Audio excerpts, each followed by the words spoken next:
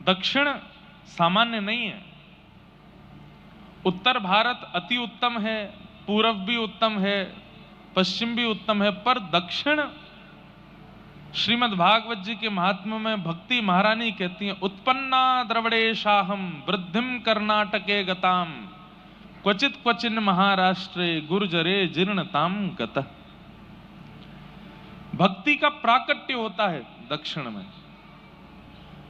सब लोग सावधानी से सुनो, इधर देखो, और हम नहीं दिख रहे हो तो वहां स्क्रीन में देखो। हाँ, दक्षिण में आज भी भक्ति विराजमान है। भले ही यहां के निवासी लोग, दक्षिण भारतीय लोग, वो भोजन में कुछ भी खा लें, भले ही यहां की भाषा तमिल है, कन्नड़ है, मलयालम है, आदि आदि है, चाहे कितने भी बड़े विवाह क्रम कर लें, कितने भी बड़े सुपरस्टार बन जाएं, कितने भी धनवान क्यों ना बन जाएं, भक्ति का सबसे पहला स्वरूप यहां के लोगों में आवरण है। वो धोती जरूर पहनेंगे। हमारे उत्तर भारतीयों को ज्यादा पैंट और जीन्स पसंद है, पर दक्षिण भारत में आज भी भारतीय वेशभूषा पहनते हैं लोग। कितने भी बड़े उद्योगपति के घर में विवाह क्यों ना हो, हमारे यहाँ जो पोशाक बनती हैं खूब महंगी महंगी बनती हैं, लेकिन यहाँ की पोशाक विवाह की आज भी धोती लुंगी है, ऊपर एक टी शर्ट पहन लेंगे, एक पटका पहनेंगे, बस 600 रुपया की पोशाक है पूरी। तो धन से अभिप्राय नहीं, अभिप्राय है कि आपका आवरण भक्ति में है यहां के लोगों का। भले ही कार्य कुछ भी करते हो, चाहे रिक्शा चलाने वाला हो, चाहे करोड़ों का टर्नओवर करने वाला हो, माथा सूना नहीं रहेगा। अपने माथे पर चाहे एक बिंदी रखेंगे जरूर। ये जो सनातनी आवरण है वो दक्षिण में अब भी बचा हुआ है। भले ही वो टीका लगा करके नीचे लुंगी बांध करके खाते, भले ही मांस हो, यहाँ के कई दक्षिण भारतीय लोग, कई लोग मांस खाते हैं पर फिर भी टीका लगाते हैं। मैंने तो एक आध जगह ऐसे ही देखा कि वो कुछ हिंसक वस्तु बनाते भी हैं ना, तो चूल्हे को भी पूजते हैं, लकड़ी का भी पूजन करते हैं, पात्र पर भी टीका आदि लगाते हैं, और फिर भले ही उसमें कुछ भी बना के खावें। चलो वो तो एक अधर्म का स्वरूप है, लेकिन कहीं ना कहीं उनके रिचुअल्स, उनकी परंपरा वो भूले नहीं है। हम उत्तर भारतीय पता नहीं क्यों भूलते जा रहे हैं। अब तो समय बदल गया, अब तो हमको लोग पहचानने लगे, फ्लाइट में, ट्रेन में, बस में, सब जगह। जब हमें कोई जानते नहीं थे, तब हम और हमारे जैसे अनेक कथा वक्ता संत जनों को एयरपोर्ट पर ऐसे देखा जाता था कि कोई एलियन घूम रहे हैं क्या, धोती पहन करके, कुर्ता पहन करके। तिलक लगाना हमारे यहाँ बड़ा एक आश्चर्यजनक, उत्तर भारत में आश्चर्य की बात होती है कि कोई तिलक लगा करके घूम रहा है, लेकिन दक्षिण भारत में ये सौभाग्य है। यहाँ की माताएं बहनों का देखिए तो ललाट पर एक टीका जरूर होगा, अपने केश में गजरा पहनते हैं, माताएं सुंदर साड़ियां धारण करेंगी, भाई लोग सुंदर धोती पहनेंगे। कहीं ना कहीं आवरण के रूप में ही सही, भक्ति और सनातन यहां जीवित है। इसलिए भक्ति महारानी अपना परिचय देती है कि मेरा जन्म स्थान कहां है।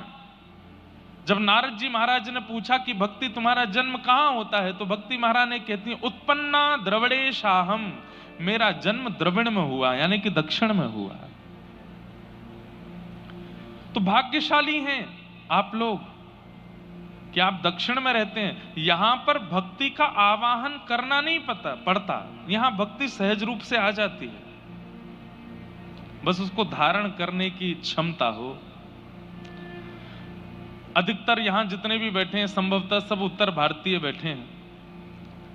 आप लोग अपने व्यापार के लिए, अपने कार्य के लिए किसी न किसी रूप से यहां पर आए हैं, परंतु दक्षिण का एक सौभाग्य अपने अंदर धारण कीजिए कि यहां भक्ति सहजता में प्राप्त हो सकती है अगर आप चाहो तो। हमारी प्रार्थना, जितने भी कार्यकर्ता पीछे घूम रहे हैं पंडाल में, अगर वे लोग बैठ करके कथा सुने तो हमें भी सुख लगेगा।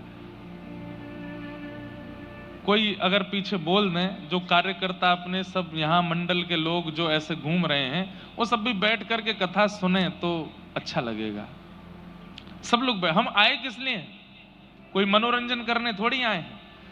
हम इतनी दूर से 48 घंटे बिना सोए, इससे बढ़िया तो हम ट्रेन से आते तो भी 48 घंटे बिना सोए आते, लेकिन हम आए इसलिए कि हम कथा सुनाएं, आपको भक्त चरित्र सुनाएं, कुछ सिखा करके जाएं।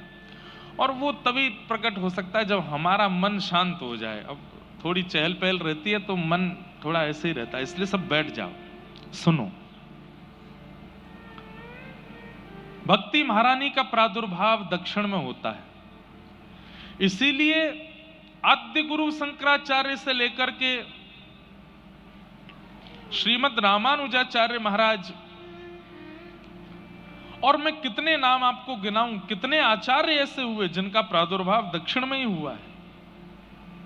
वे दक्षिण से उत्तर गए हैं, उत्तर में जाकर के भक्ति की स्थापना करके आए हैं। श्रीमद वल्लभाचार्य जी महाराज पुष्टि मार्ग के प्रवर्तक आचार्य चरण, उनके पिताजी भी दक्षिण भारत से ही थे। आद्य गुरु शंकराचार्य भगवान भी दक्षिण भारत से। हमारे शेषावतार भाष्यकार श्री रामानुज स्वामी जी महाराज, वो भी दक्षिण भारत से। माध्वाचार्य, वे भी दक्षिण भारत से। सब आचार्यों की मूल गादी और मूल उत्पत्ति दक्षिण में ही है। इसका मतलब क्या है? सब जगह की मिट्टियां उपजाऊ होती हैं। कहीं पर सेब की खेती होती है, कहीं आम की खेती होती है, कहीं पर सब्जियों की खेती होती है, कहीं दाल की खेती होती है, कहीं धान होते हैं। अगर ऐसा कह दूं तो कोई अतिशयोक्ति नहीं है कि दक्षिण भारत की भूमि विद्वानों को और भक्तों को जन्म देती है।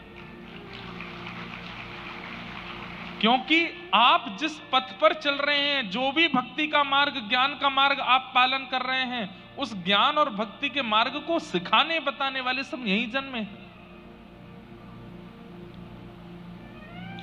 आज भी हमारे इसरो में या फिर साइंटिस्ट के जितने भी प्रकल्प हैं, वहां पर भी दिमागदार जितने भी सबसे ज्यादा लोग होंगे वो भी दक्षिण भारत के ही हैं। बुद्धि में अग्रगण्य, भाव में अग्रगण्य, विचारों में अग्रगण्य, नियमों में अग्रगण्य, सब कुछ है यहां पर।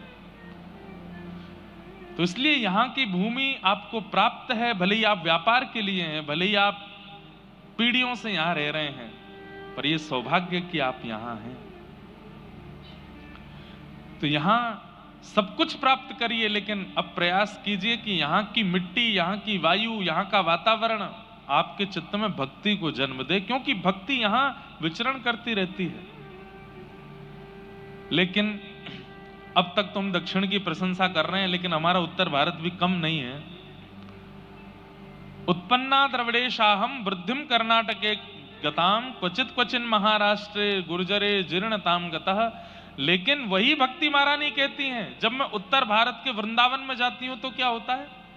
वृंदावन पुनः प्राप्य नवीनेव स्वरूपिणी, धन्यम वृंदावनम तेन भक्तिर नृत्यति यत्र च। यहां जन्म होता है भक्ति का, लेकिन वृंदावन में जाकर के तो भक्ति महारानी नृत्य करती है, नाचती है, डोलती है।